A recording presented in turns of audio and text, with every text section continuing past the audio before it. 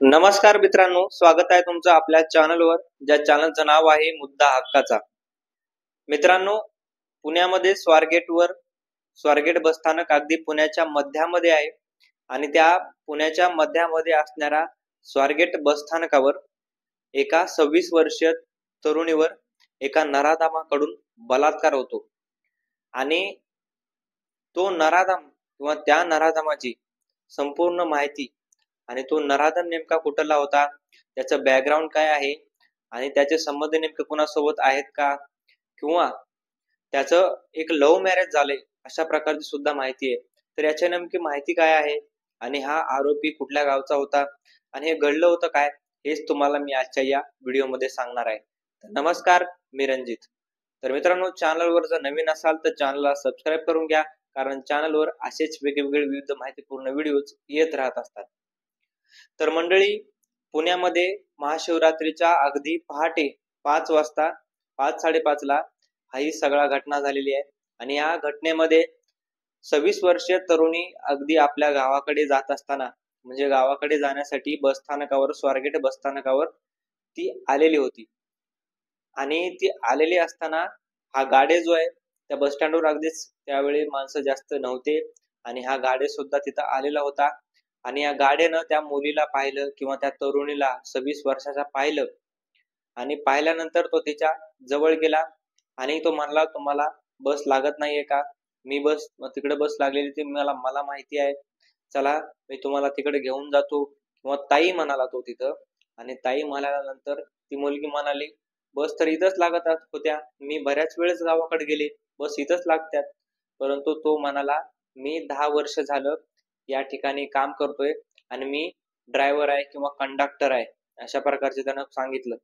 आणि त्यानं सांगितल्यानंतर तिला थोड्या प्रमाणामध्ये विश्वास बसला आणि विश्वास बसल्यानंतर तो म्हणाला, अगदी 4-5 पावलाच्या अंतरावर तिथं बस उभा आहे, त्या बसमध्ये तिथं बस लागलेली आहे, त्या बसमध्ये तुम्ही बसा किंवा जावा।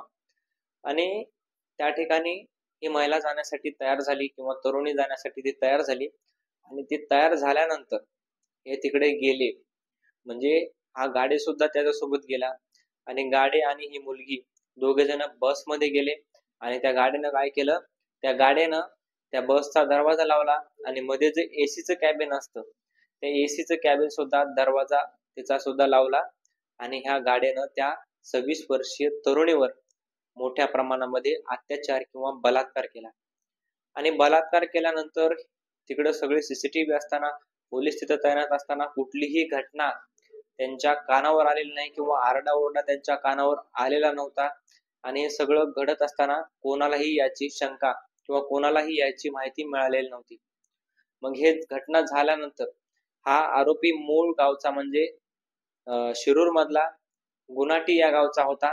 तर आरोपी ही घटना घडल्यानंतर किंवा ही घटनेला अंजाम दिल्यानंतर हा पुण्याच्या स्वारगेटच्या बसस्थानकावरून तो निघाला ती थेट शिरूरमध्ये आणि शिरूरमध्ये जाऊन त्या पोहोचला आणि शिरूरमध्ये गेल्यानंतर तो त्याच्या मूळ गावी म्हणजे गुनाटी या गावी गेला आणि गुनाटी गावी गेल्यानंतर घरामध्ये, म्हणजे तो स्वतःच्या घरामध्ये जाऊन घरामध्ये 5 तास बसला, तो बाहेर निघाला नव्हता। 5 तास अगदी घरामध्ये कोंडून घेतल्यासारखं तो बसला आणि त्याला टीव्हीवर आपला फोटो बघितला किंवा आपली बातमी पाहिली की अशा प्रकारचं हे घडलेलं आहे आणि अशा प्रकारे आता उघडकीस आलेलं आहे, पोलिसांना हे सगळं माहिती झालेलं आहे। आणि सगळं माहिती झालेलं असताना, पोलिसांना सगळं हे कळालेलं असताना हे त्याला कळालं। मग ते कळाल्यानंतर त्यानं तिथून पळ काढला आणि पळ काढल्यानंतर आसपासच्या जिथं ऊसाचं मोठ्या प्रमाणात लागवड केलेली आहे किंवा जास्त प्रमाणात तिथं आहेत, अशा ठिकाणी तो तिथे जाऊन लपला आणि एका ठिकाणी तिथं घर होतं आणि त्या घरामध्ये जाऊन त्यानं काय केलं, तर त्यानं तिथं एका महिलेला पाणी मागितलं आणि पाणी मागितल्यानंतर त्या महिलेनं त्याला पाणी दिलं, तो पाणी पिला आणि तो तिकडं निघून गेला। परंतु त्यानंतर ह्या महिलेला ही बातमी कळाली, ज्यावेळेस विशाल दत्ता गाडे हा पळाला, त्यावेळेस त्या महिलेला बातमी कळाली, ज्या महिलेने त्या गाड्याला पाणी दिलं होतं, त्या महिलेला कळाल्यानंतर त्याने त्वरित पोलिसांना त्या महिलेनं संपर्क साधला आणि महिलेनं पोलिसांना संपर्क साधल्या असता ही सगळी माहिती दिली आणि पोलिसांनी यावर त्वरित पाऊल उचललं आणि पोलिसांची अगदी 100 लोकांची टीम त्या ठिकाणी पोहोचली होती आणि 100 लोकांची टीम पोहोचल्यानंतर तिथले स्थानिक लोक सुद्धा म्हणजे स्थानिक लोक अगदी 140 लोकांचे गावातली टीम त्यांची तिथं तैनात झाली.